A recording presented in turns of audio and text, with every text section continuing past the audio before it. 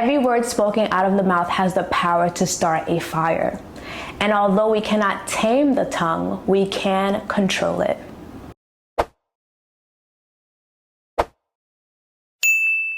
Hey everyone, welcome back or welcome to my channel. My name is Dwen Sandori, and here on YouTube I share faith-based content including powerful revelations from God, personal testimonies, and I even sprinkle in some lifestyle content.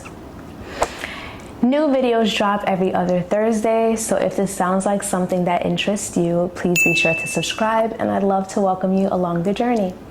So today's video will be a minor continuation of the last video, the power of prayer. If you had not listened yet, I would encourage you to pause here and do so now. The link would be here or here. So a few weeks ago, I was meditating on James 3 verse 5 to 6, which reads, "In the same way, the tongue is a small thing that makes grand speeches, but a tiny spark can set a good forest on fire. And among all the parts of the body, the tongue is a flame of fire. It is a whole world of wickedness, corrupting your entire body. It can set your whole life on fire, for it is set on fire by hell itself." Every word spoken out of the mouth has the power to start a fire. Whether spoken out of your mouth or by others, it has the power to start a positive or negative fire. For instance, if someone states you are capable, a fire starts where you are empowered, and you fuel that fire by saying things like, "I am able, I am worthy, I am deserving." On the other hand, someone states that you are incapable. A fire also starts where you are discouraged, and you fuel that fire by saying things like, "I am unworthy, I am undeserving, I am worthless." One fire encourages, the other destroys. Again, every word spoken out of the mouth has the power to start a fire. And although we cannot tame the tongue, we can control it. Now, the word tame means to make less wild. And the word control means to have power to do something in an orderly way.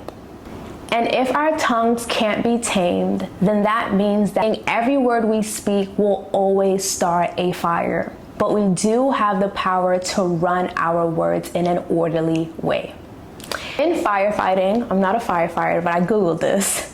There's a technique called backfiring, which is a controlled fire ignited along the inner edge of a fire line to consume the fuels in the path of a wildfire. This technique is used to create a burn area that stops the wildfire from advancing. Backfires can also be used to change the direction of a fire. Just as firefighters use this technique to stop or redirect fires, we too have the power to do the same. Meaning, if someone says to you, "You're incapable," which is a fire, you speak back to that fire and say, "I do not come into agreement with that, as God says that I can do all things through Christ, which strengthens me."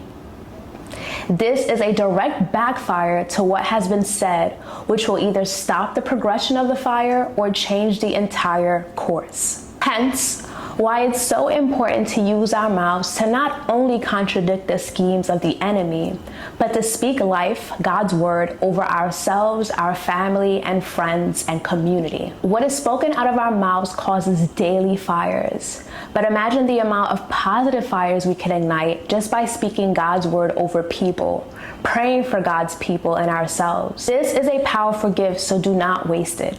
Proverbs 18 verse 21 reads, "The tongue can bring death or life. Those who love to talk will reap the consequences."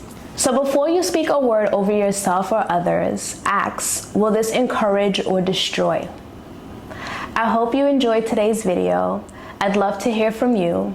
Comment below the scriptures you stand on when the enemy tries to speak lies. Let's keep encouraging one another in faith, and don't forget to like and subscribe. I'll see you in the next one. Bye.